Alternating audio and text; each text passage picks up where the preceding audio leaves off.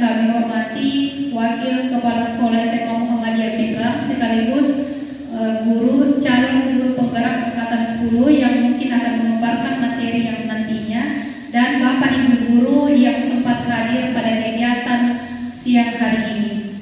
Jadi baik, langsung saja sebelum kita memulai acara, marilah kita bersama-sama melafalkan basmalah. Bismillahirrahmanirrahim. Acara selanjutnya saya serahkan kepada Bapak Kepala Sekolah untuk memberikan sepatah kata sebelum kita melangkah ke materi mengenai menanamkan budaya positif menuju sekolah impian. Kepada Bapak kami persilahkan.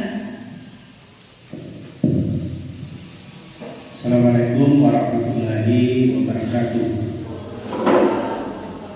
Alhamdulillah, salatu wassalamu ala Rasulillah wa ala alihi wa sahbihi. Alhamdulillah, kegiatan kita pada hari ini yang kita rencanakan beberapa hari yang lalu mengenai seminar internal, apa istilahnya, ya, dengan tema menanamkan budaya positif. Nah, jadi teman-teman guru kita harapkan dalam kegiatan berbagi pada hari ini mengenai kegiatan menanamkan budaya positif ini harusnya seluruh guru hadir. Tapi ada guru sekali, siapa lagi yang tidak hadir? Cuma Pak Baso, siapa Pak Buria. Bisa kita juga tidak hadir. Sebentar katakan hadir. Jadi kenapa ini penting? Karena kita ini menghadapi pelajaran baru 2024-2025.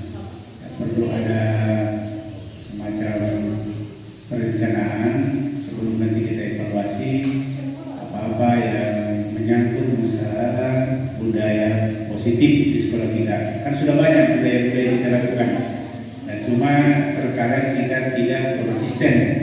Jadi tidak konsisten dengan pelaksanaan budaya itu.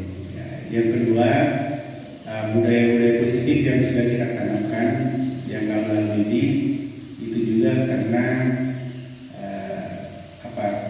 teman-teman yang lain itu menganggap itu hal-hal misalnya persoalan sampah misalnya, ya seperti biasa dalam urusannya tiket ataukah urusannya bagian apa saja di situ. Ya, padahal budaya kecil saja itu mengut sampah, ya itu sebenarnya semua kita membudayakan, ya, baik dalam ruang-ruang kecil kita, di ruangan masing-masing, kemudian di sekitar sekolah kita.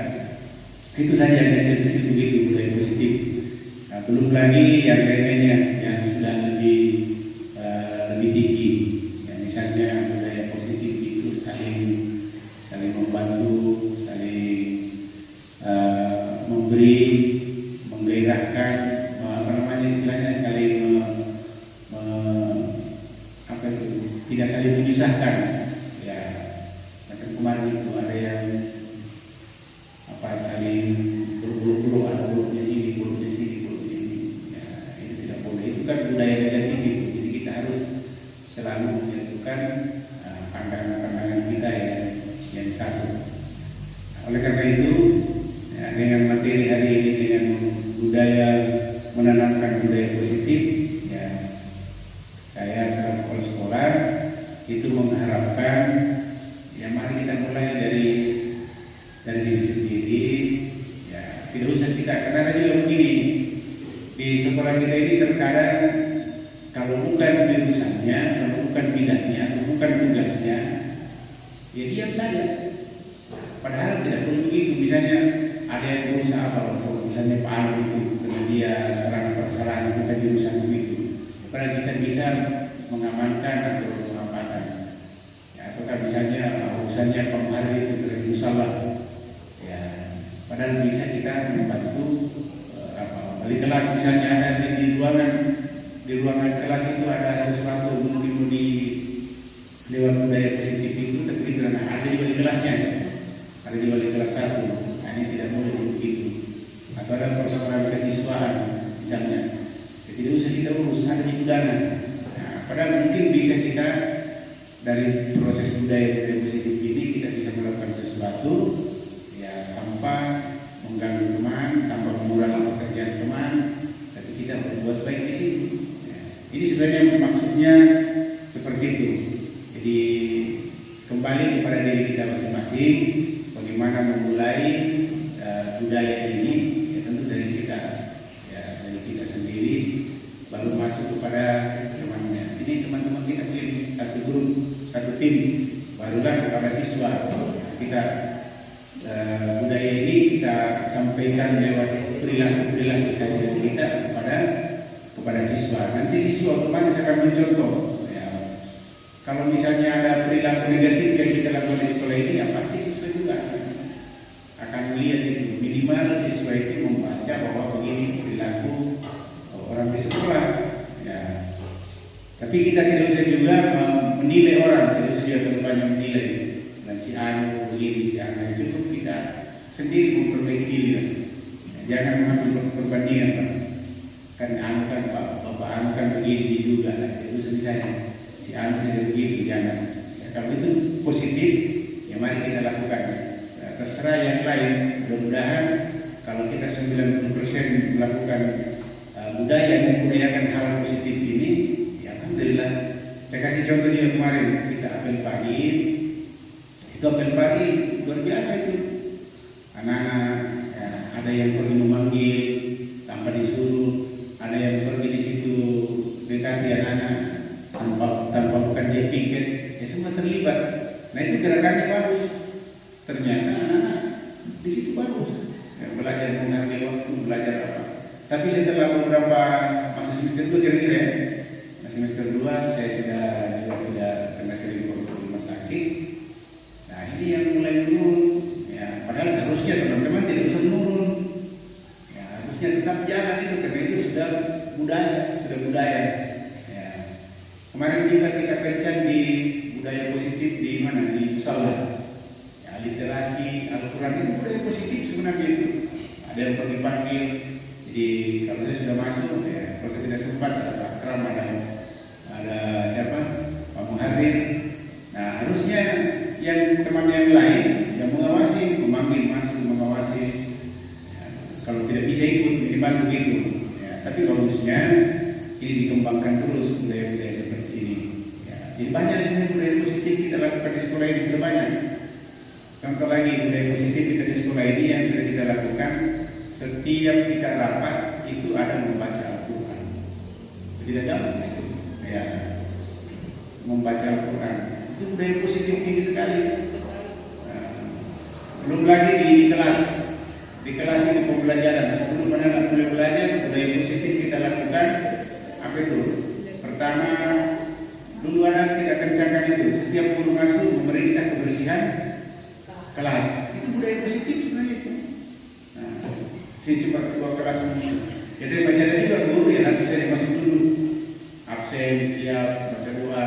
Ya, padahal itu budaya. Jadi kalau kita semua budayakan terus setiap hari, budaya itu dilakukan secara kontinu terus menerus, itu menjadi sudah budaya, kebiasaan.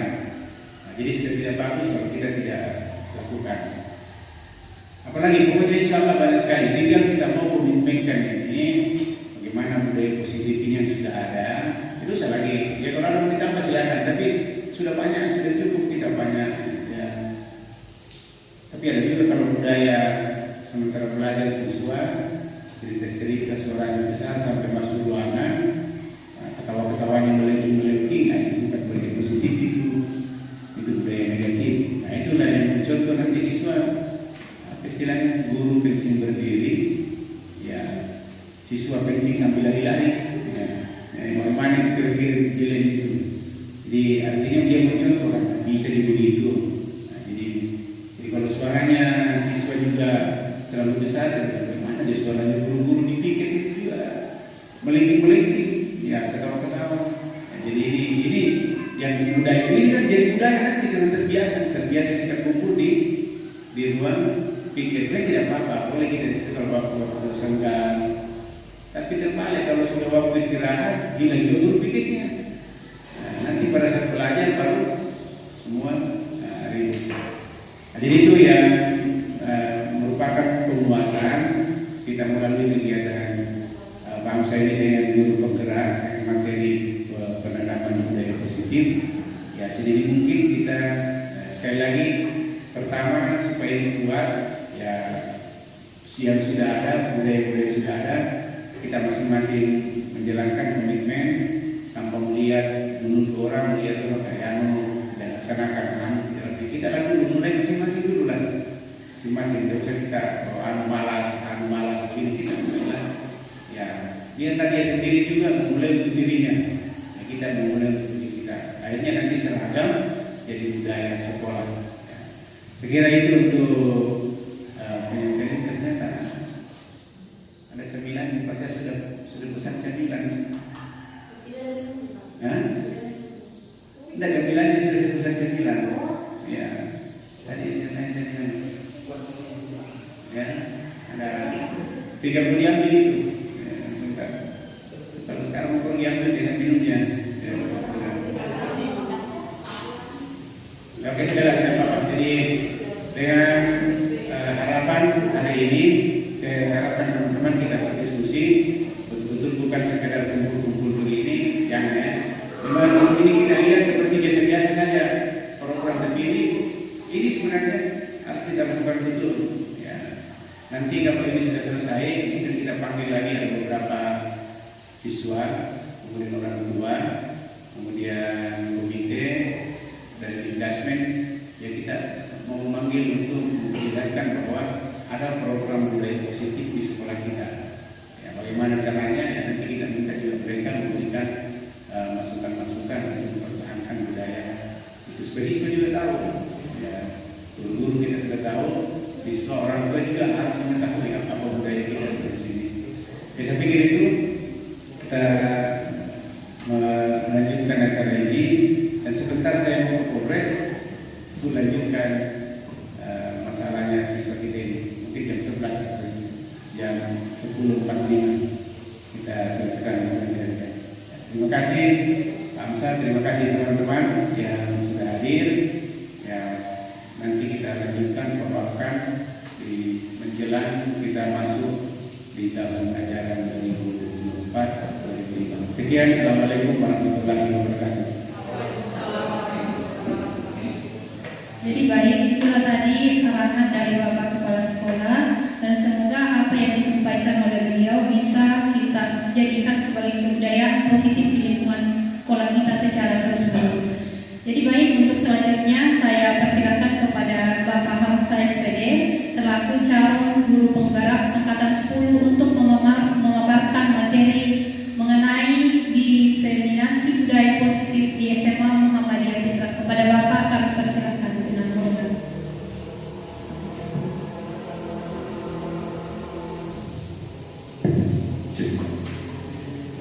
Bismillahirrahmanirrahim. Assalamualaikum warahmatullahi wabarakatuh. Terhormat Bapak Kepala SMA Muhammadiyah Kabupaten Piberang, saya hormati Bapak Ibu rekan-rekan guru yang tidak sempat saya sebut satu persatu.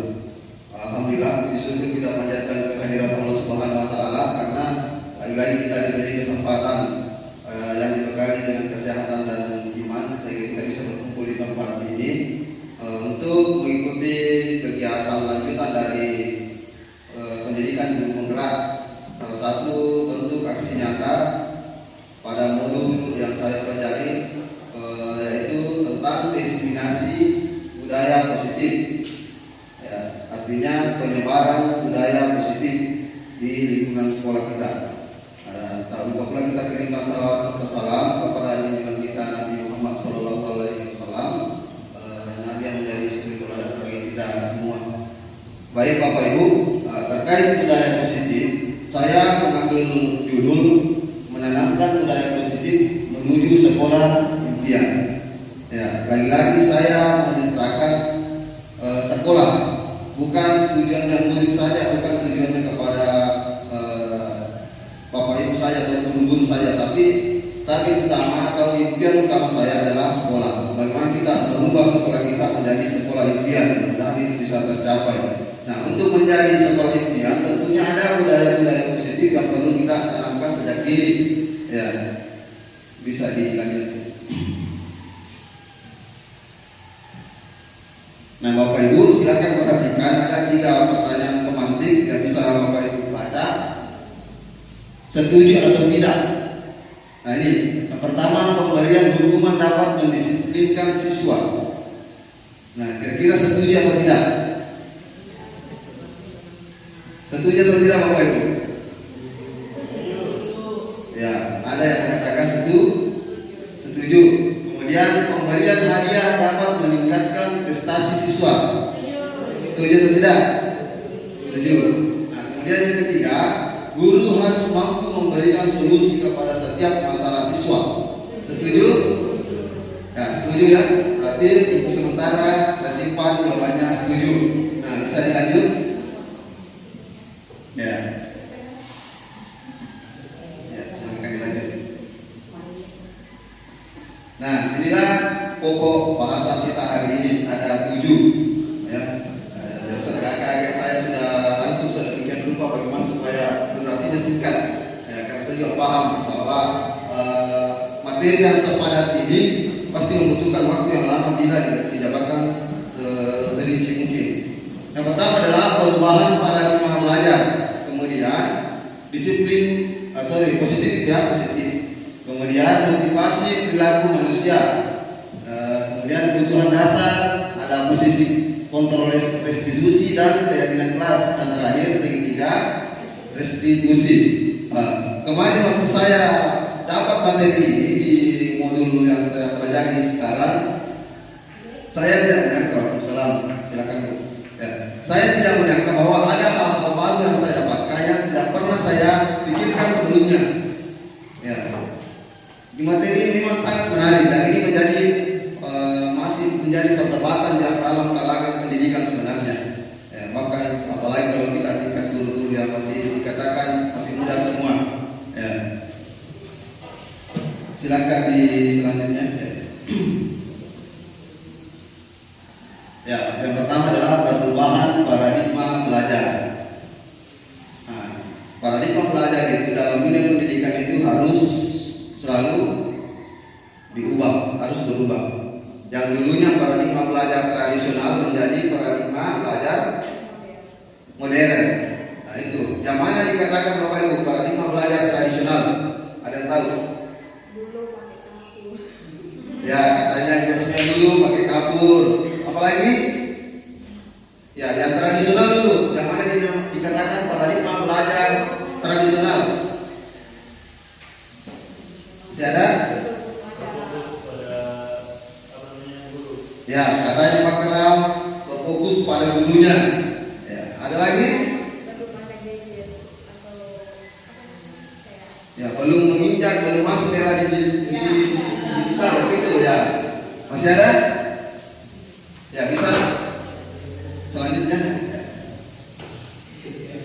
Ya, ini sudah cukup menarik. Nah, inilah paradigma belajar tradisional. Ya, betul yang dikatakan oleh Pak Akram bahwa berpusat pada guru. Kemudian komunikasinya satu arah, cuma guru yang menyampaikan. Nah, kemudian lebih mengedepankan hafalan atau memori dari murid. Nah, kira-kira masih ada yang menerapkan pembelajaran seperti ini? Masih ada nih? Ya, masih ada. Nah, inilah Bapak Ibu yang perlahan-lahan kita akan coba. Ya, itu. Nah, ada kelemahan yang saya tampilkan adalah kurangnya motivasi dari murid.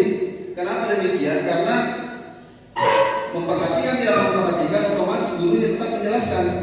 Nah, kan begitu. Ya, kemudian ada terbatas interaksi. Nah, bisa dilihat gambarnya guru sedang menulis cerita siswa yang memberi.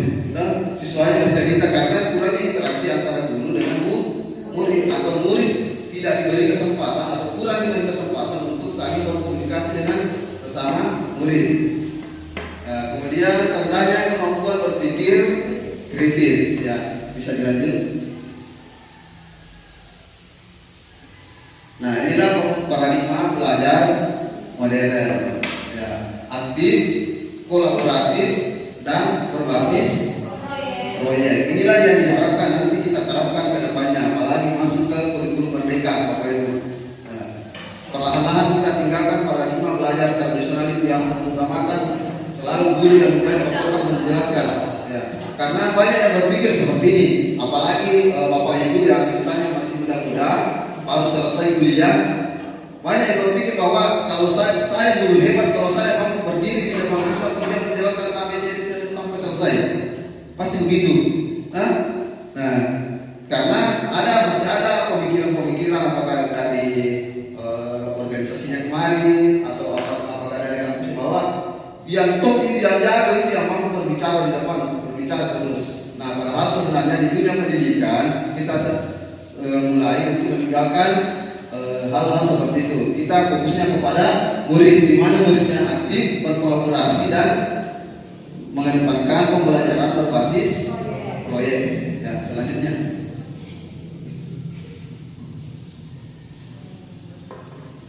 Ya, inilah manfaat perubahan paradigma belajar. Ada manfaatnya Bapak Ibu, meningkatkan motivasi murid. Saya kira Bapak Ibu yang sudah menjalankan paradigma belajar modern pasti tahu perbedaan motivasi murid yang sebelumnya dengan yang sekarang. Kemudian mengembangkan keterampilan abad 21 yaitu berpikir kritis, kemudian kolaboratif, kreatif dan komunikatif. Itulah yang akan jadi tujuan utama kita. Murid itu yang ingin dicapai pada murid kita. Kemudian menyiapkan generasi masa depan. Apabila kita sudah menciptakan generasi-generasi yang memiliki keterampilan abad 21, maka otomatis kita telah menyiapkan generasi masa depan. Selanjutnya, ya, itulah tadi terkait paradigma belajar, perubahan paradigma belajar. Sekarang masuk ke disiplin positif. Disiplin positif ini ada 3 suku bahasan: teori kontrol, makna disiplin, dan nilai-nilai kebajikan universal. Ini semua nanti saling ada keterkaitan. Ya, selanjutnya. Nah, kita masuk di teori kontrol dulu. Ya, Bapak Ibu coba saling berpasangan dulu. Ya, jangan sampai jago teman dulu ya. Ya, saya kasih kode dulu ya, saya kasih kode A B. Nah, ini siapa temannya? Gak bisa ke sini terus sebentar. Ya. A B. Kalau bunyi rana nanti bermain dengan logika sendiri. Ya, bukan sih. Tapi yang mendapat kode A silakan genggam tangannya. Genggam tangannya. Ya, ilustrasikan atau bayangkan Bapak Ibu memegang sesuatu yang berharga. Dan kemudian yang dapat kode B silakan berusaha bagaimana caranya supaya yang si A ini membuka kepalan tangannya. Bisa dengan gombal-gombal, bisa dirayu-rayu, bisa dibagi, ya, bisa dimaki. Nah, terserah Bapak Ibu, saya kasih waktu 30 detik bagaimana caranya. Silakan.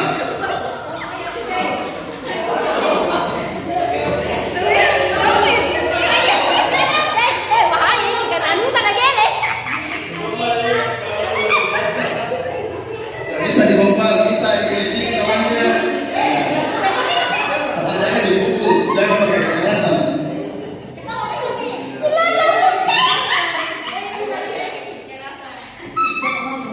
Ada yang berhasil?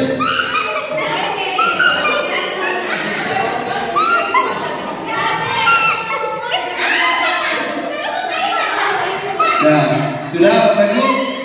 Sudah? Ya? Sudah?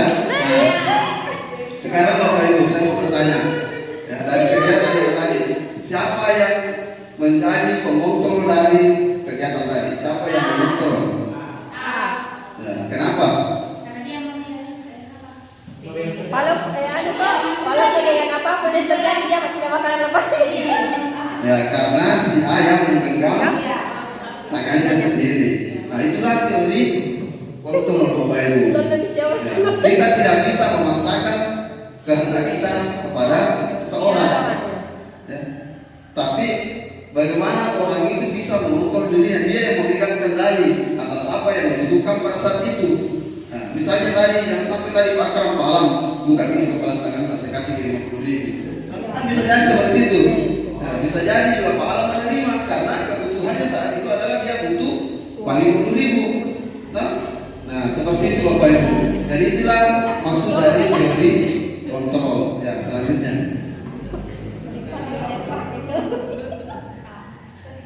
Ya, bisa lagi saja.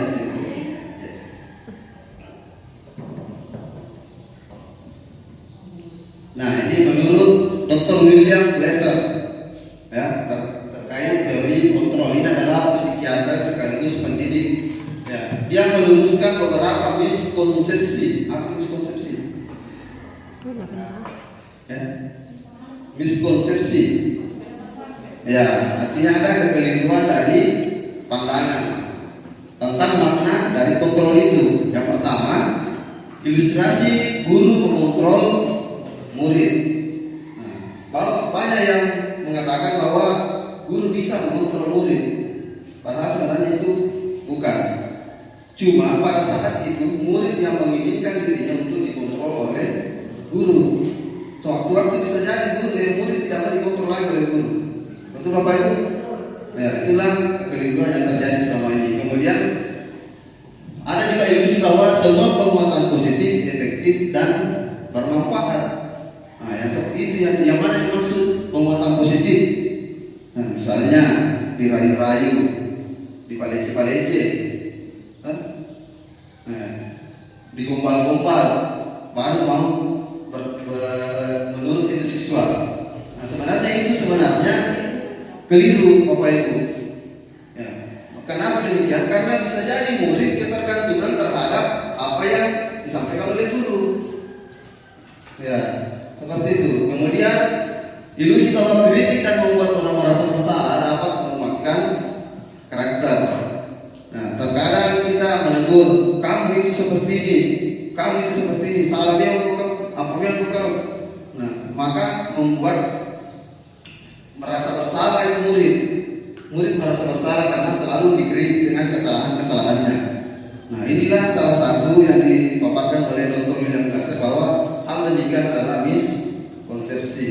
Kemudian terakhir bahwa orang dewasa memiliki hak untuk memaksa.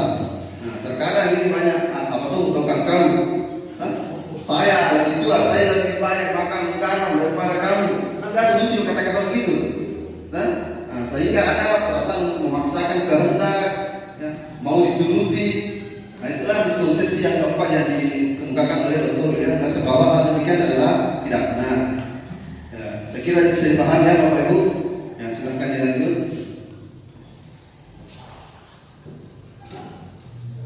Ya, bagaimana seseorang bisa berubah dari paradigma stimulus respon kepada pendekatan teori kontrol? Stimulus respon itu Bapak Ibu maksudnya tadi yang misalnya kegiatan Bapak Ibu disuruh untuk menggenggam, kemudian ada yang satu orang lagi berusaha untuk membuka. Nah, itu stimulus respon itu berasal dari luar. Makanya ada respon dari si A tadi, apakah dia mau membuka atau tidak. Nah, perbedaannya terhadap teori kontrol bisa kita lihat dalam tabel. Ya, realitas atau kebutuhan. Kalau stimulus respon mengatakan kita sama-sama butuh, kita sama-sama mau menang, makanya buka gitu tetap. Kalau di teori kontrol kebutuhannya berbeda. Ya, makanya ada yang tadi tidak sekali buka tangannya, walaupun dikritiki, walaupun diapakan, karena kebutuhannya berbeda. Ya, dia tidak membuka. Ya. Kemudian ada semua orang melihat hal yang sama. Kemudian kita mencoba mengubah agar pandangan sama dengan kita. Kita selalu berpandang bahwa sama-sama semua. Kita sama ratakan semua. Padahal itu adalah hal yang berbeda di teori kontrol. Nah, dilanjut.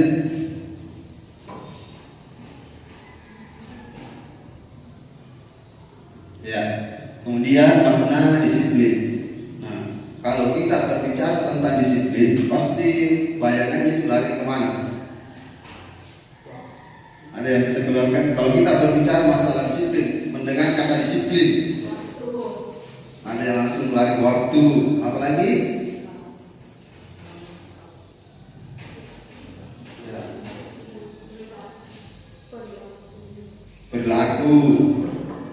Ya, apalagi.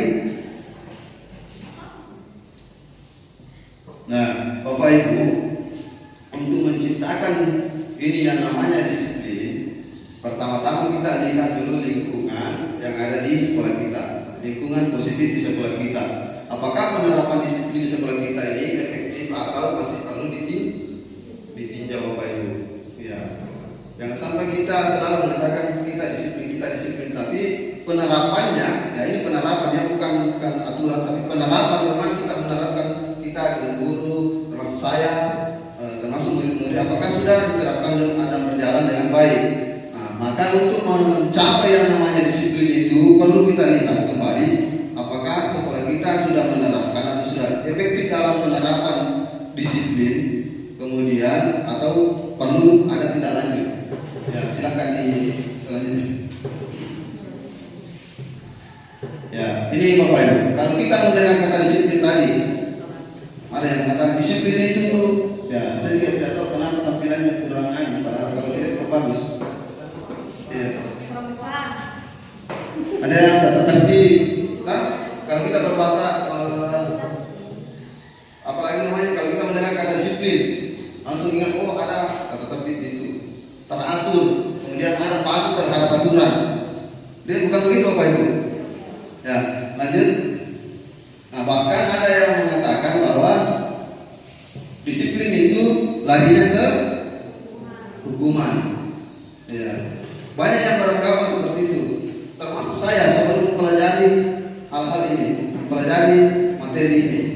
Ya, selanjutnya bahwa kita ketahui bahwa hal itu adalah tidak benar. Lanjut. Ya, itu adalah tidak benar. Tidak benar bahwa disiplin selalu berkaitan dengan hukuman. Ya, anak-anak tidak disiplin atau murid tidak disiplin dihukum. Nah, itu tidak benar. Selanjutnya, ya lanjut lagi. Nah, dari kedisiplinan itu ada nilai-nilai kebajikan universal yang ingin kita capai. Ya. Ada keadilan, keselamatan, tanggung jawab, apalagi kejujuran, rasa syukur, berprinsip, integritas, kasih sayang, rajin, komitmen, percaya diri, kesabaran, dan keamanan. Nah, dari nilai-nilai kebajikan universal ini, ya, maka lahirlah nilai-nilai profil pelajar Pancasila di dunia pendidikan. Ya, ini di mana namun nilai-nilai profil pelajar Pancasila yang harus kita hafalkan juga sebenarnya, harus kita ketahui sama-sama nanti untuk menuju kurikulum merdeka. Ya. Yang pertama beriman bertakwa kepada Tuhan Yang Maha Esa dan berakal mulia. Kemudian ada mandiri, bernalar kritis, berkebinekaan global, bergotong royong dan kreatif. Inilah fondasi dari keyakinan sekolah atau keyakinan kelas yang disepakati nanti oleh seluruh warga sekolah. Selanjutnya.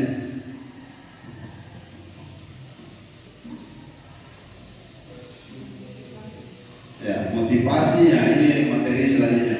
Motivasi perilaku manusia. Nah, kalau kita berbicara tentang motivasi, apalagi yang diingat? Ya, dorongan, ya, dorongan. Ya. Betul bahwa motivasi itu adalah dorongan. Apa yang mendorong kita untuk berbuat demikian? Nah, motivasi itu ada 3 motivasi menurut Danny Gossel, ya. Yang pertama untuk menghindari ketidaknyamanan atau hukuman. Ya, jadi misalnya saya tidak mau datang terlambat. Karena kalau saya datang terlambat saya dapat hukuman. Hukumannya apa itu? Jika saya tidak diterima. Kan saja seperti itu. Nah, kemudian ada lagi untuk mendapatkan imbalan atau penghargaan dari orang lain. Nah, saya mau datang cepat karena kalau datang cepat nanti kepala sekolah aku bilang, "Wih, rajin itu." Nah, itu salah satu motivasi. Nah, kemudian yang selanjutnya adalah untuk mencari orang yang mereka inginkan dan menghargai diri sendiri dan nilai-nilai yang mereka percaya. Kembali seperti yang tadi, nilai-nilai yang kita yakini bahwa kalau kita disiplin itu untuk diri kita sendiri bukan untuk memuaskan atau mendapat pujian dari pimpinan atau mendapat imbalan, terlebih kita takut terhadap hukuman. Nah, motivasi ini yang kedua ini adalah motivasi eksternal karena berasal dari luar dari diri kita. Kemudian yang terakhir ini adalah motivasi internal. Inilah yang sangat penting Bapak Ibu, motivasi internal. Ya, selanjutnya.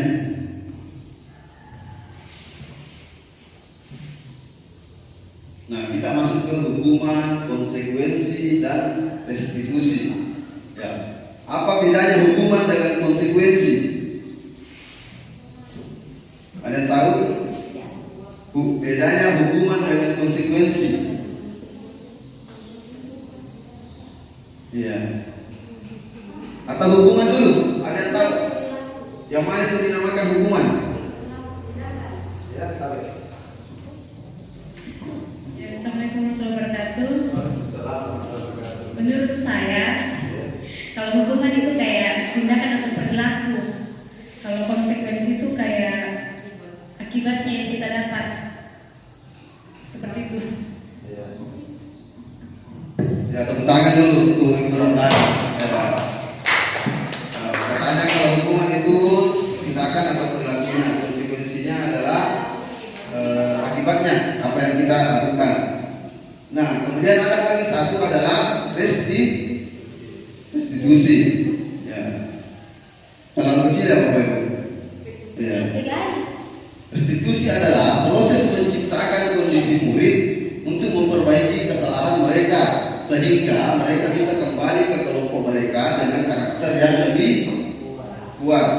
Nah, jadi ada tiga, ada hukuman, ada konsekuensi, ada restitusi. Nah, sebentar kita akan tahu perbedaannya. Silakan dilanjutkan. Ya, ini terlalu kecil.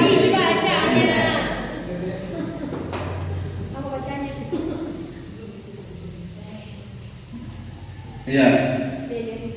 Bisa kembali ke sebelumnya tadi. Ya. Nah, bila kita melihat, karena tidak bisa tadi tampilkan tabelnya, disiplin tambah-tambahan positif di belakangnya. Disiplin saya sesungguhnya sudah merupakan identitas sukses dan hukuman merupakan identitas gagal. Jadi apa? Disiplin yang sudah bermakna positif terbagi dua bagian, yaitu disiplin dalam bentuk konsekuensi dan disiplin dalam bentuk restitusi. Jadi ada tiga Bapak Ibu, hukuman, konsekuensi, dan restitusi. Ya, selanjutnya dulu Jiran mudah-mudahan ada di slide selanjutnya. Lanjut, karena tidak kelihatan ini. Nah, ini hukuman itu berupa tindakan yang tiba-tiba atau tidak terencana. Kalau konsekuensi itu sudah terencana dan sudah disepakati. Saya kasih contoh perbedaannya. Ya, misalnya ada murid kita terlambat. Misalnya si A, kenapa terlambat? Nah, ini Bu A, B, C, D, E. Oke, kalau begitu silakan kamu lari keliling lapangan 5 kali. Itu adalah bentuk hukuman. Apa itu? Ya. Kalau konsekuensi berbeda. Konsekuensi itu sudah disepakati sebelumnya, maka itu yang dilaksanakan. Misalnya, kalau terlambat. Kenapa terlambat? Karena saya lambat kesiangan misalnya. Oke, kalau begitu sesuai dengan kesepakatan kita, kamu nanti kalau selesai pelajaran harus tinggal di kelas mencatat materi yang tertinggal. Itu adalah konsekuensi. Sudah tahu perbedaannya? Ya. Kemudian ada lagi perbedaan yang kedua. Hukuman itu berupa tindakan fisik, Bapak Ibu. Ya, itulah hukuman. Nah, konsekuensi ada keterkaitan antara apa yang dilanggar dengan apa yang sanksi yang diberikan.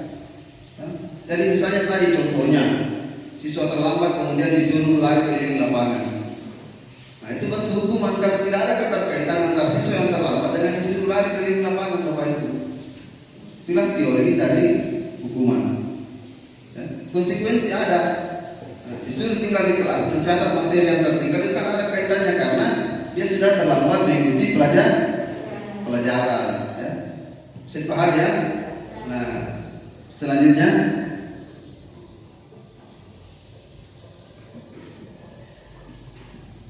Nah, jangan dulu di selanjutnya, tahan dulu di sini.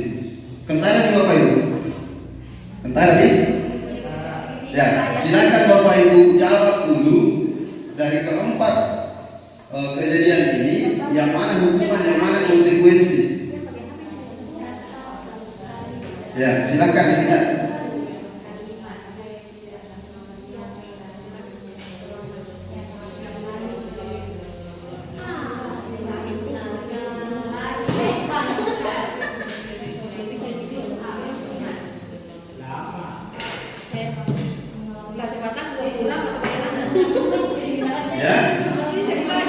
Ya, menurut kurang dana hukuman semua.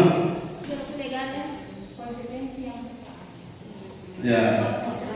Coba kita yang pertama dulu apa? Yang pertama apa? Sepakat semua konsekuensi. Tidak sih. Pesan pahala yang konsekuensi. Ya, ada konsekuensi ada hukuman. Kemudian yang kedua, sepakat hukuman. Maka yang ketiga, yang keempat, hukuman. Sekarang kita lihat Bapak Ibu, yang mana yang benar? Ya, selanjutnya. Nah, ini yang kedua. Ya, yang pertama adalah konsekuensi. Ya, kemudian yang kedua ada hukuman. Yang ketiga konsekuensi dan yang keempat adalah hukuman. Nah, sampai di sini saya kira Bapak Ibu sudah paham yang mana dikatakan hukuman, yang mana dikatakan konsekuensi. Ya, selanjutnya. Ya, padat sekali baru slide ke-25. Ya, dihukum oleh penghargaan. Ya, mau break dulu atau lanjut? Lanjut. Ya, kita lanjut ya. Dihukum oleh penghargaan. Nah, Bapak Ibu, biasa mungkin kita bahkan mungkin kejadian yang kita lakukan bukan cuma melihat, tapi kita yang lakukan. Bahwa seringkali kita mengharapkan seseorang berbuat karena menjanjikan sesuatu. Betul tidak? Betul. Ya, kalau misalnya di kelas nanti bisa kita mungkin ada anak yang mungkin janjian di kelas nanti belikan sepeda. Mungkin biasa begitu banyak yang begitu. Biasa. Ya, kalau kamu misalnya nanti bagus semua nilai kita, sebelikan ini, sebelikan HP misalnya. Padahal yang selama ini kita anggap benar ada kekeliruan. Ada kekeliruan Bapak Ibu. Nah, inilah yang menurut Al-Fiqh bahwa penghargaan maupun hukuman adalah cara mengontrol perilaku seseorang untuk menghancurkan potensi untuk pembelajaran sesungguhnya. Ya. Menurut Paul, secara ideal tindakan belajar itu sendiri adalah penghargaan yang sesungguhnya. Ya, bukan dari penghargaan yang diberikan oleh eksternal itu tadi. Nah, kita lihat yang pertama. Kenapa demikian? Karena ada pengaruh jangka pendek dan jangka panjang. Ya, jangka pendek mungkin berhasil Bapak Ibu. Ya, jangka pendek mungkin berhasil misalnya. Siapa yang bisa menjawab ini seksi tinggi nilainya? Mungkin bisa hari itu dia berhasil, tapi besok selalu harus tinggi nilainya baru mau ke tangan. Nah, itulah yang dimaksud. Kemudian penghargaan itu tidak efektif, seperti yang tadi saya jelaskan bahwa itu sebenarnya kurang efektif yang dilakukan. Kemudian merusak hubungan. Nah, ini merusak hubungan. Tapi biasanya kalau cowok dengan cewek, kalau kita bicara hubungan langsung lari ke sana arah pembicaranya. Maksudnya seperti ini Bapak Ibu. Kenapa penghargaan merusak hubungan? Misalnya si Pak Alam dan Pak Akram ini adalah murid, anggaplah murid, sama-sama rajin. Kemudian pada saat selesai ujian, Pak Alam ini dapat ranking 1, Pak Akram dapat ranking 2. Ya, dapat ranking 2. Nah, secara tidak langsung ini merusak hubungan Kenapa demikian? Sama-sama kok berusaha, sama-sama yang dikerjakan menurut mereka adalah maksimal. Nah, makanya sekarang ini tidak ada lagi perikingan. Seperti itu Bapak Ibu. Kemudian penghargaan mengurangi ketepatan.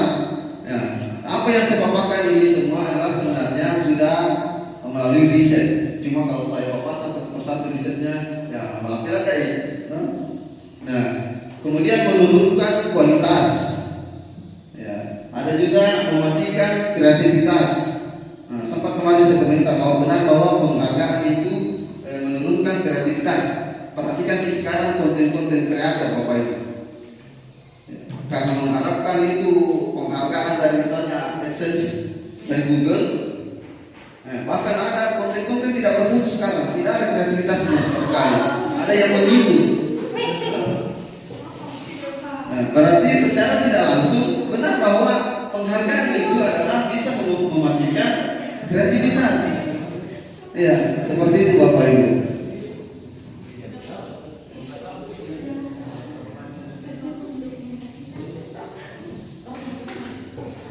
Ya, selanjutnya.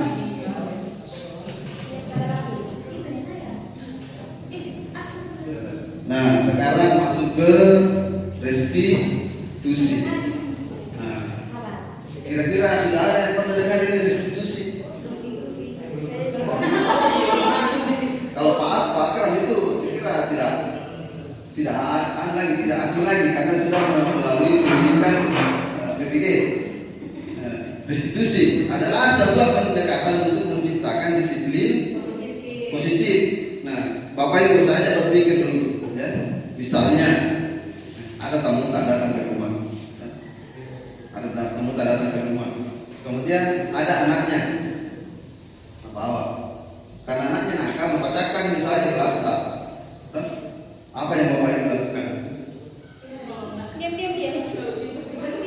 Ya. Apa yang Bapak Ibu lakukan? Ya, seperti itu. Ya, saya kasih lagi contoh kedua. Misalnya, Bapak Ibu janjian dengan seseorang. Bapak Ibu janjian dengan seseorang. Karena orang yang Bapak Ibu sudah temani janjian itu sibuk. Kemudian dia berpindah tempat. Misalnya, Bapak Ibu janjian di tempat A. Karena yang diajak janjian ini sibuk, dia berpindah ke tempat B karena ada hal yang ingin diselesaikan. Makanya jaraknya berubah lagi. Dan pada waktu itu Bapak Ibu ini naik mobil, bukan memakai kendaraan, artinya naik mobil sewa. Nah, kira-kira bagaimana perasaan Bapak Ibu? Ya? Ya, terus karena perasaan itu, misalnya teman Bapak Ibu itu minta maaf, apa yang Bapak Ibu lakukan? Ya?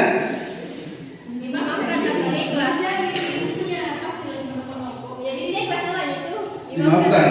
Nah, inilah tadi yang saya maksud. Kenapa saya ajak Bapak Ibu berpikir sejenak. Nah, inilah yang masuk di teori atau materinya restitusi. Ya, tindakan yang Bapak Ibu ambil itu adalah sebenarnya keliru. Ya, jadi ada permasalahan dengan mudahnya kita maafkan. Ya. Ada, misalnya temannya mau nanti saya ganti gelasnya, nanti saya ganti gelasnya, tidak usah, ada apa-apa nih. Karena tamu tak bilang mudah-mudahan. Nah, padahal orang itu mau memperbaiki kesalahan, tapi kita halangi. Ya, kita halangi untuk memperbaiki kesalahan. Nah, selanjutnya. Nah, dengan tindakan itu, ya, orang yang melakukan kesalahan itu pasti selalu merasa bersalah Bapak Ibu. Ya, pasti merasa selalu bersalah. Sampai di mana selalu cerita. Orang pakai lagi ke cara yang dulu kasih. Ya, aku sih lihat nih, kan begitu. Nah, seandainya diganti mungkin tidak ada apa-apa karena sudah diganti. Nah, kupat aja lagi Pak Alam kasih waktu saya janjian kupat aja di warung pindah tempat kan. Seandainya dibayarkan dengan ongkos mobilnya, tidak apa-apa dibayarkan di ongkos mobilnya. Tapi karena langsung dimaafkan selalu merasa bersalah. Nah, seperti itu Bapak Ibu. Nah, lanjut.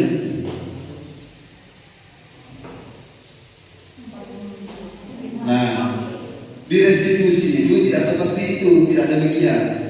Bagaimana penerapan restitusi itu, kita mencari bagaimana supaya orang yang berbuat kesalahan itu mampu memperbaiki kesalahannya, mampu menemukan solusi terhadap kesalahan yang diperbuat.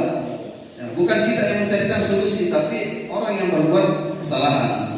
Itulah restitusi sebenarnya. Ya. Ya, lanjut nih. Ya. Nah, stop dulu di sini. Inilah Bapak Ibu yang perlu kita ketahui ciri-ciri dari restitusi. Yang pertama, restitusi bukan untuk menebus kesalahan, namun untuk belajar dari kesalahan. Jadi kalau cuma langsung minta maaf, kan sudah ditebus sebenarnya kesalahan yang minta maaf. Tapi tujuannya bukan seperti itu. Ya. Tapi bagaimana belajar dari kesalahan. Kemudian restitusi memperbaiki hubungan. Ya, jadi ada tadi hubungan antara hukuman, konsekuensi dengan restitusi. Nah, restitusi ini memperbaiki hubungan. Kenapa demikian? Taruhlah misalnya saya kasih contoh Bapak Ibu. Ada guru yang setiap salah siswanya dihukum lagi. Setiap salah siswanya dihukum lagi.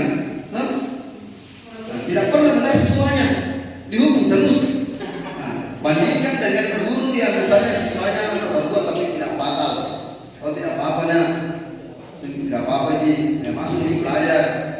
Bandingkan yang mana bagus hubungannya antara guru dengan murid tersebut. Bisa diterima. Nah, itulah teori dari restitusi Bapak Ibu.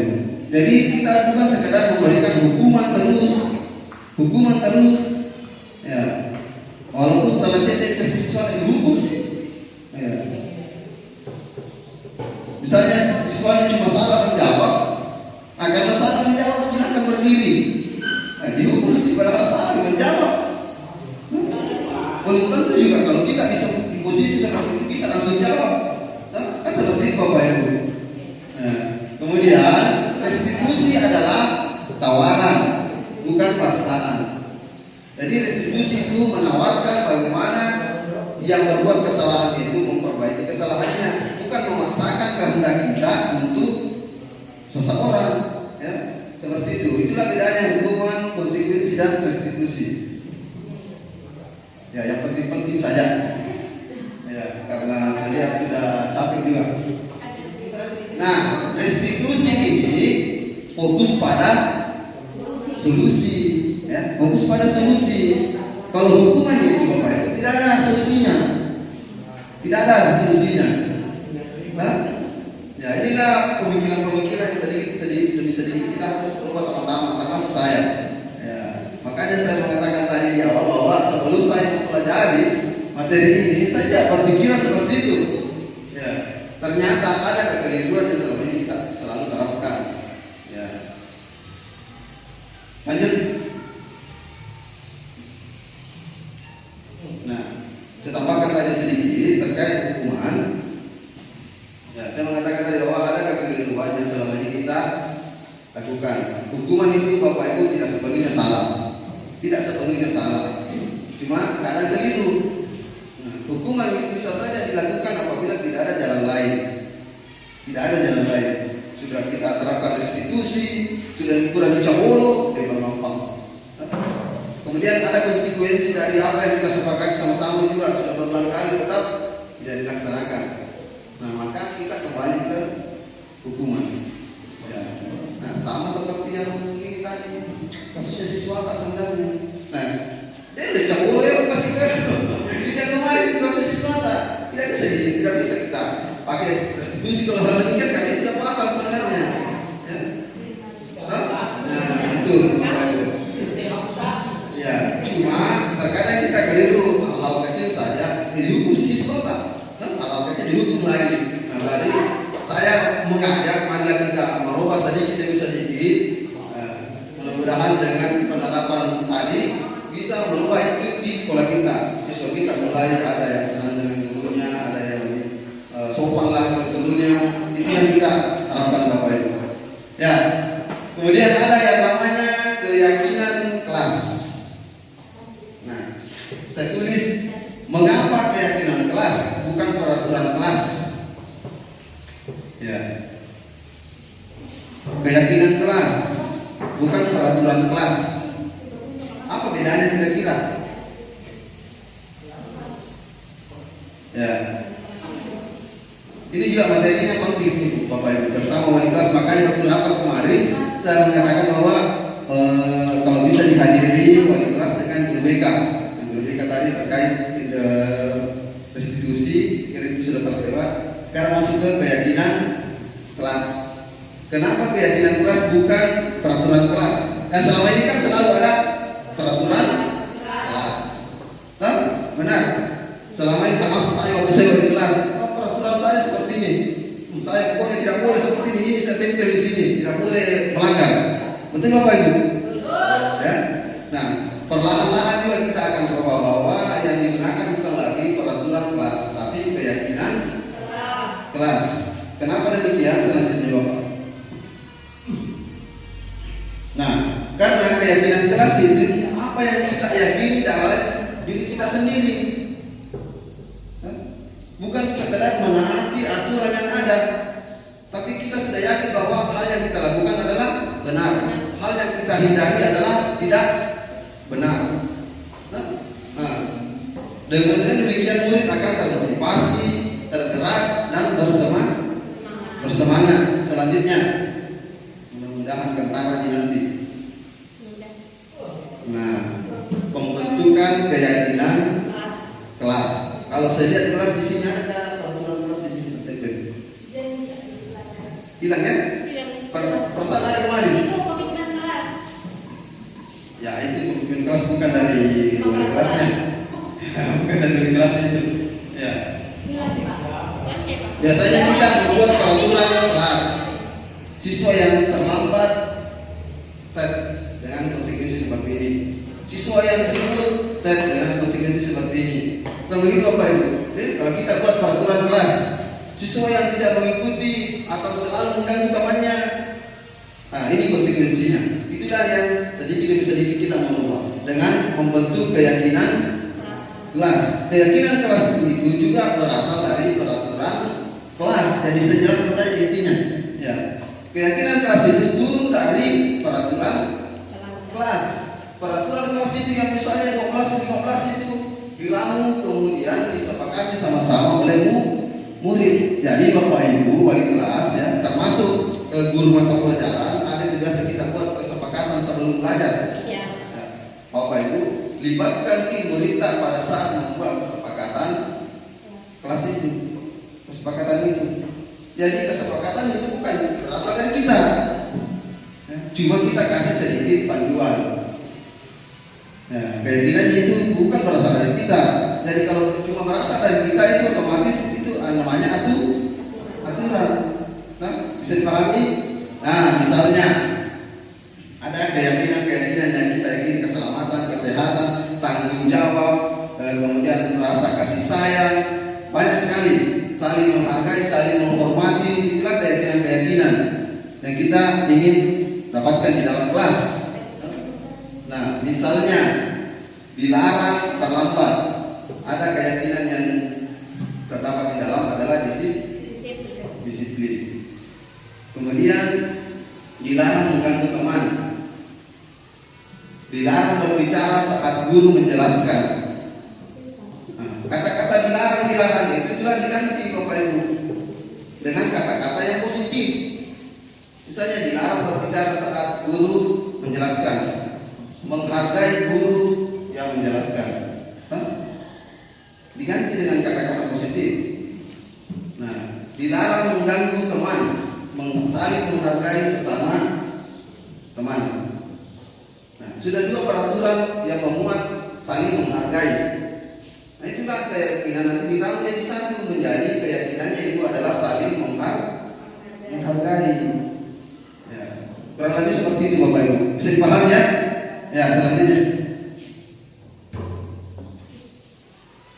Nah, inilah contoh-contoh. Setiap anggota kelas ini, kalau kelas 1 SD Ya, kata-katanya kalau kelas 1 SD simpel sekali. Perlu senang, perlu belajar. Kalau kelas 5 selalu bersikap positif. Ya, menjadi diri terbaik. Inilah keyakinan yang disepakati sama-sama. Dan keyakinan kelas itu tidak usah terlalu banyak. Ya, paling banyak kan 7 kalau bisa. Yang penting memuat keyakinan yang kita sepakati sama-sama dengan murid. Ya, ada juga nanti itu kesepakatan sekolah, keyakinan sekolah. Kita libatkan semua murid, artinya ada perwakilan dari murid pada saat membuat keyakinan sekolah atau keyakinan kelas. Selanjutnya, nah inilah penerapannya Bapak Ibu. Nah, mudah-mudahan di semester nanti kita sudah bisa membuat seperti ini di dalam kelas, keyakinan kelas. Nah, ini kan cuma 5. Ada mandiri, disiplin, gotong royong, saling menghormati, menjaga kebersihan dan kesehatan. Nah, nanti Bapak Ibu lihat apa gunanya ini, kenapa kita bentuk seperti ini. Nah, silakan dilanjut Bu Jiran. Kita skip yang tadi, artinya kita simpan yang tadi, nanti kita dapat sendiri nanti. Oh ternyata ini, nah itu keyakinan kelas. 5 kebutuhan dasar manusia, kalau ini simpel ini. Ya, menurut Dr. William Glasser dalam teori choice theory mengatakan bahwa ada 5 kebutuhan dasar manusia. Ada bertahan hidup, kesenangan, penguasaan, rasa kasih sayang dan rasa diterima, dan kebebasan. Nah, Bapak Ibu pernah tidak berpikir bahwa semua manusia, semua individu yang berbuat itu sesuatu pasti ada alasannya, betul tidak? Ya. Jadi semua yang kita lakukan ini pasti ada alasannya. Tidak mungkin berbuat seperti itu saja. Nah, misalnya ada siswata yang selalu ikut temannya. Nah, mungkin ada kebutuhan dasar yang tidak terpenuhi Bapak Ibu. Jadi tidak bisa langsung dicap bahwa siswa itu adalah tergolong nakal. Nah, itulah harus kita tahu. Ya, sebagai pendidik, ada kebutuhan dasar manusia yang harus dipenuhi. Nah, misalnya karena kurang perhatian itu siswa atau ikut terus temannya supaya diperhatikan. Nah, siswa yang seperti ini butuh perhatian lebih. Nah, bisa kita akali, misalnya pada saat diberikan tugas, silahkan jalan, kemudian ajak bicara. Itu kan sudah merasa diperhatikan. Nah, kecuali yang itu tadi, yang kasus kita di sekolah, tidak tahu apa alasannya, apakah bertahan hidup atau kebebasan atau kesenangan, masuk semua ini kayaknya. Ya, di luar dari konteks itu kita kembali ke bagaimana penerapan di dalam kelas kita. Nah, apabila ada dari salah satu atau semua yang terpenuhi ini, otomatis itu akan terekam di memori dan akan tersimpan di dunia berkualitas. Ini ada namanya dunia berkualitas kita. Dunia berkualitas ini menurut ahli katanya seperti album foto. Album fotonya Bapak Ibu, terkadang kita menghapus yang tidak penting. Ya, ada yang biasa ada foto 5.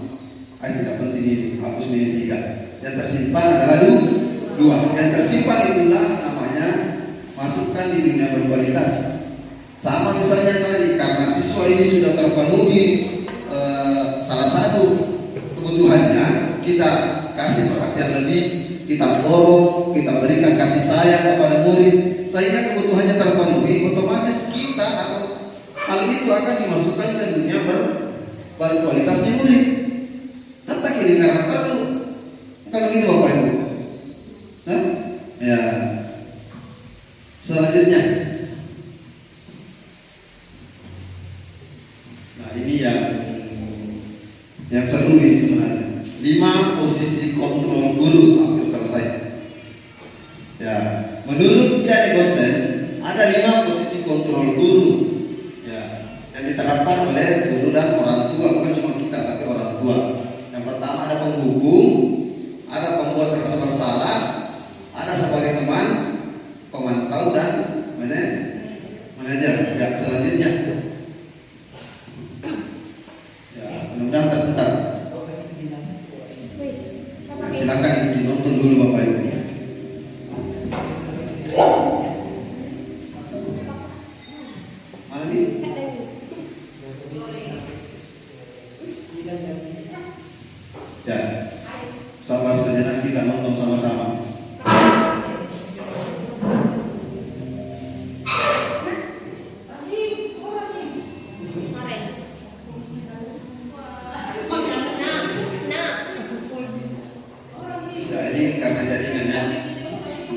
Silakan Bapak Ibu dinikmati sambil kita nonton.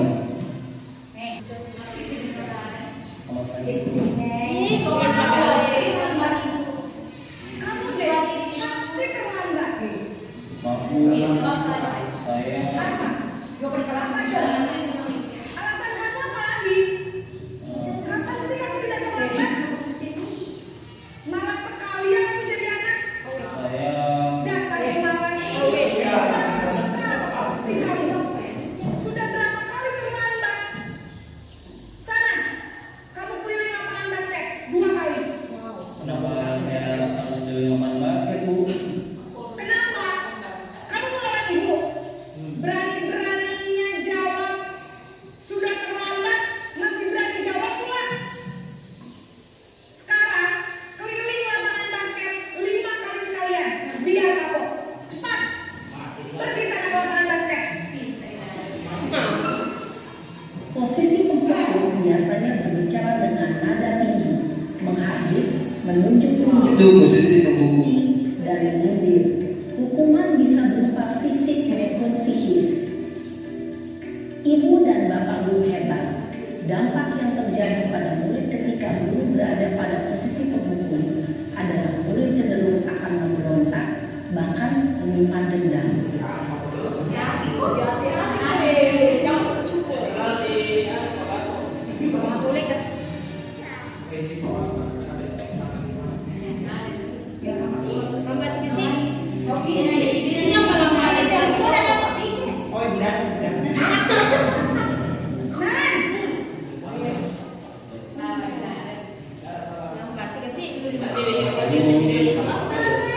Naren, kamu kenapa terlambat lagi, nak?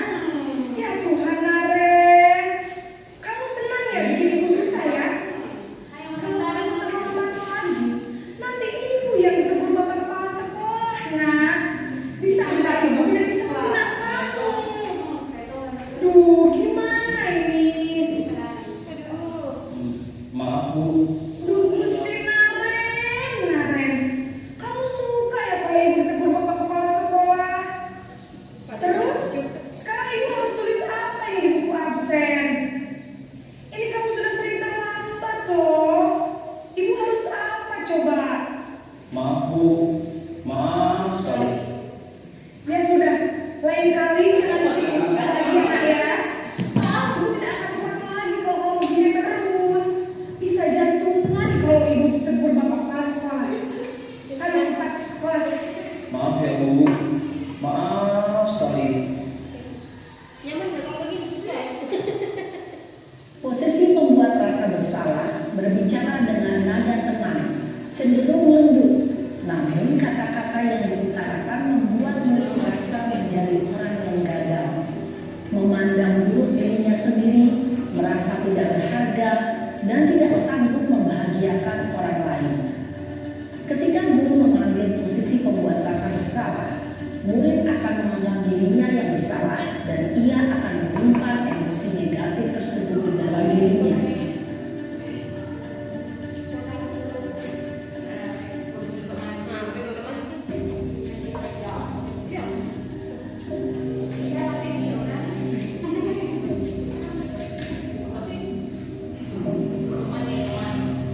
Naren,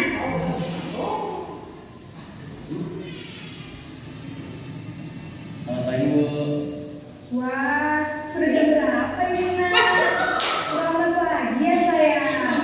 Iya Bu, habis ibu saya rumah bangunkan saya Bu. Kamu malah menyalahkan ibu kamu. Kamu bukannya anak yang larinya paling kencang. Kok terlambat sih? Iya Bu, saya memang mau bangun tadi. Jadi biarpun saya lari kencang, tetap gak kesenjar Bu. Ya sudah sana. Nanti lain kali larinya lebih kencang lagi ya. Biar gak terlambat lagi. Bikin seneng ibu. Demi ibu. Bisa kan? Bisa Bu. Ya sudah sana masuk kelas. Ibu beresin urusan absen kamu. Kamu ini ada-ada saja. Dalam posisi teman, guru berbicara dengan nada suara ramah atau cenderung bersenggah untuk menjaga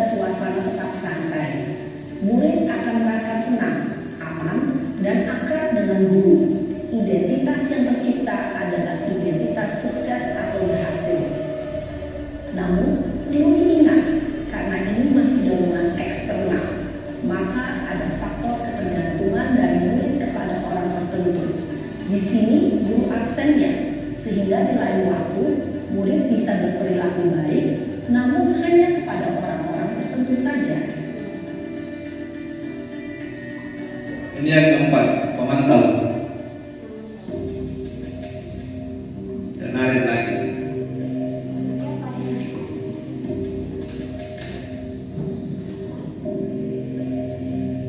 Naren,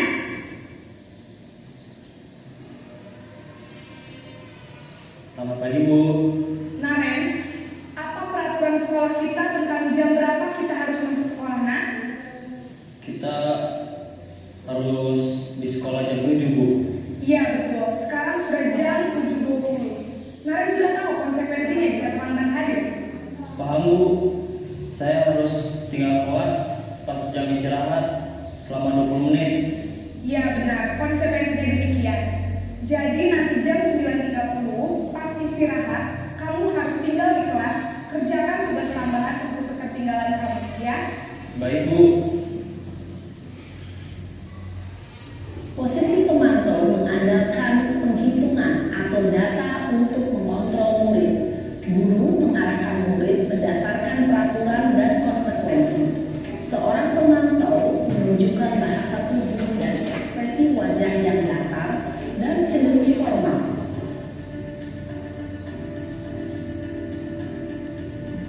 Ini yang terakhir. Kan saya tadi mengatakan apa itu belajar kelas, kenapa penting, bisa diperhatikan.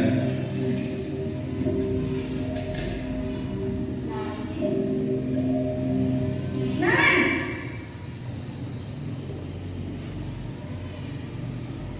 Selamat pagi Bu. selamat pagi Naren. Maaf Bu, saya terlambat. Iya, sekolah masuknya jam 7, sekarang sudah jam 7.20. Jadi sekarang bagaimana ini Naren? Maaf Bu, saya lupa setel alarm saya semalam. Baiklah, menurut kamu, keyakinan sekolah yang mana yang perlu kamu tingkatkan? Menghargai diri sendiri dan orang lain mungkin ya Bu. Setuju. Jadi, apakah Naren meyakini prinsip saling menghormati tersebut? Iya Bu, saya meyakininya. Apakah Naren bersedia memperbaiki masalah keterlambatan ini? Bersedia Bu. Bagaimana kamu akan perbaiki masalah keterlambatan ini? Saya akan coba untuk tidak lupa menyetel alarm saya Bu. Baik, kalau Naren lupa menyetel alarm di rumah, ada orang yang kira-kira bisa bantu mengingatkan tidak? Ada Bu, kakak saya, Kak Emma. Ada lagi selain Kak Emma? Selain Kak Emma, ada ibu saya. Baik, jadi yang mengingatkan Naren adalah Kak Emma dan ibu kamu ya? Kira-kira akan mulai start alarm kapan nih Naren? Setelah pulang sekolah, akan segera saya lakukan. Baik, jadi Naren akan setel alarm untuk bangun besok pagi dan akan diingatkan oleh kakak dan ibu dan Naren ya. Ada lagi yang mungkin perlu dilakukan Naren agar tidak terlambat bangun lagi. Tidak ada Bu. Baik Naren, terima kasih untuk kerjasama kamu. Sekarang kamu perlu kembali ke kelas untuk belajar. Baik Bu, terima kasih. Ya, itu tadi 5 video terkait posisi kontrol guru di sekolah. Yang pertama adalah sebagai penghukum, kemudian yang kedua sebagai pembuat rasa bersalah, yang ketiga adalah sebagai teman, yang keempat sebagai pemantau, kelima adalah posisi manajer. Nah, yang paling ideal ini adalah posisi manajer Bapak Ibu. Ya, kenapa demikian? Karena kita mengembalikan identitas siswa kita, murid kita. Kemudian bukan kita yang mencarikan solusi dari permasalahan yang dihadapi oleh murid, tapi murid yang berpikir bagaimana menemukan solusi dari semua perilaku-perilaku atau tindakan yang dilakukan Bapak Ibu. Nah, terkadang ini memang menjadi polemik bagi kita. Kalau kita melihat, mungkin ada di pikirannya Bapak Ibu, sebenarnya ini tidak sesuai dengan apa yang saya pikirkan. Bukan begitu Bapak Ibu? Jadi, ya, bagaimana misalnya kalau begini, bagaimana kalau begini, bagaimana kalau begini? Nah, sekali lagi Bapak Ibu, posisi manajer adalah hal yang paling atau posisi yang paling ideal. Tapi tidak menutup kemungkinan kita kembali ke posisi pemantau. Kita juga bisa menggunakan posisi sebagai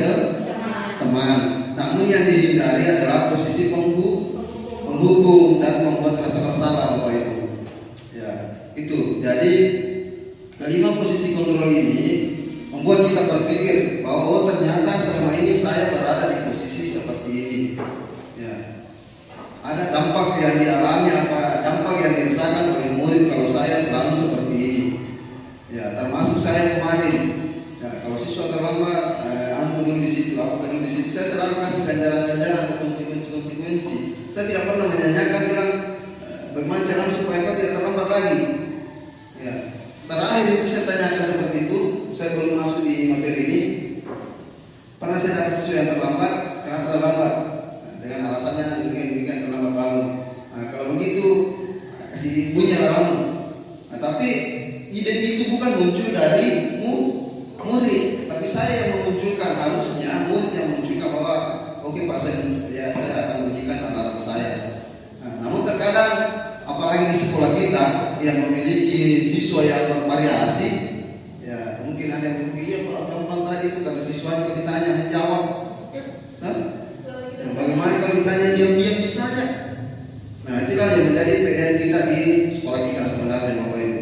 Tapi sekali lagi bahwa yang kita hindari adalah posisi penghukum, karena itu akan berdampak negatif ke murid dan berdampak negatif terhadap hubungan kita dengan murid. Nah, secara tidak langsung murid akan menghindar. Kalau ketemu kayak itu Bapak Ibu selalu akan nuntut, tidak mau ketemu sama itu. Nah, terkadang itu mungkin ada juga siswa yang saya ajar itu tidak mau masuk kalau saya mengajar karena selalu saya hukum kalau terlambat. Nah, seperti itu Bapak Ibu. Jadi kembali lagi bahwa posisi kontrol ini membuat kita berpikir bahwa kita harus menempatkan posisi kita seperti apa. Nah, idealnya adalah posisi manajer. Nah, posisi manajer ini ada kaitannya dengan segitiga restitusi. Ya, ada kaitannya dengan segitiga restitusi. Penerapan segitiga restitusi ini itu masuk pada posisi kontrol dari guru. Nah, ini sebenarnya makanya saya undang kemarin guru BK supaya cara untuk memberikan penanganan ke murid-murid itu bervariasi, bukan cuma satu macam. Ya. Tapi karena beliau berhalangan hadir, tidak apa-apa lah. Minimal kita tahu semua dulu. Segitiga restitusi adalah sebuah konsep dalam disiplin positif yang membantu anak-anak untuk memperbaiki kesalahan dari pengalamannya. Kita bantu murid kita bagaimana menemukan solusi. Kembali lagi bahwa bukan kita yang memberikan solusi. Sebisa mungkin muridnya yang memberikan solusi. Kita cuma pancing-pancing sedikit. Mungkin kata lainnya seperti itu. Lanjut Bu. Nah, segitiga restitusi itu ada 3 sisi. Yang pertama adalah menstabilkan identitas. Ini yang paling dasar. Menstabilkan identitas. Tadi narik yang terlambat, kata kau tidak apa-apa nak. Terlambat itu adalah hal yang manusiawi katanya. Semua orang pasti pernah terlambat. Itu adalah kata-kata yang bisa digunakan untuk menstabilkan identitas. Jadi jangan menganggap bahwa seolah-olah kesalahannya itu cuma anak ini yang berbuat sedemikian. Itulah maknanya. Kemudian validasi tindakan. Validasi tindakan tadi itu kembali ke kebutuhan dasar manusia. Kamu pasti punya alasan mengapa demikian. Kamu pasti punya alasan kenapa terlambat. Kamu pasti punya alasan kenapa berkelahi. Itulah pertanyaan-pertanyaan yang bisa kita gunakan. Kemudian yang ketiga sisinya adalah menanyakan keyakinan. Itu tadi keyakinan kelas yang kita sepakati, keyakinan sekolah yang kita sepakati, yang kita libatkan murid. Sehingga karena kalau kita tidak libatkan murid, kita tanya keyakinan kelas apa yang kamu langgar? Saya tidak tahu Pak, saya tidak tahu itu keyakinan kelas. Makanya kita libatkan murid pada saat pembuatan keyakinan kelas. Keyakinan apa yang kamu langgar? Kalau terlambat misalnya, saya disiplin Bu. Keyakinan disiplin. Apalagi kalau keyakinan apa yang kamu langgar? Kalau bukan itu kamu. Saling menghargai. Itulah yang bisa kita gunakan pada segitiga restitusi. Lanjut.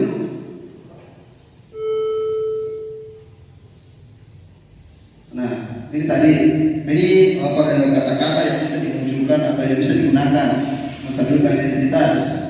Ya, sudah. Saya kira demikian. Ya, materinya sudah sampai. Karena kalau dilanjut cuma kata-katanya saja semua yang sudah saya paparkan tadi. Bisa dilanjut sampai terakhir. Yang sampai masih ada saya lupa selipkan. Ya, lanjut.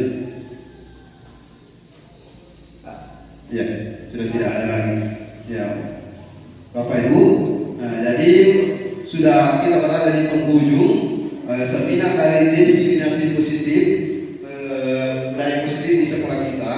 Bahwa kita akan sebenarnya ini bukan tentang bagaimana menyelesaikan tugas saya di guru penggerak.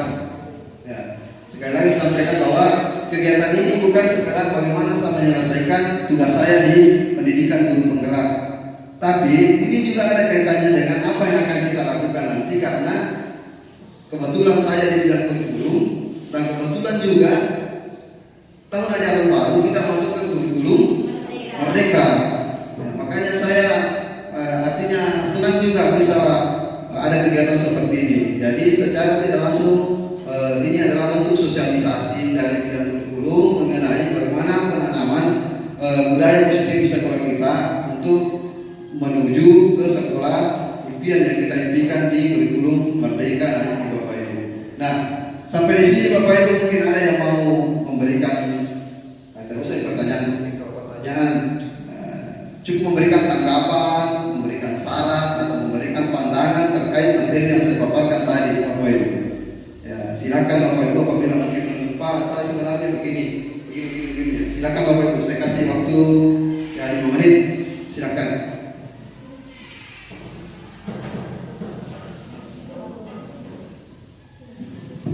Ya, bisa juga terkait kegiatan pendidikan guru penggerak. Misalnya ada yang masih penasaran begini, kenapa begini, apa seperti apa nanti akan dihadapi, silakan Bapak Ibu.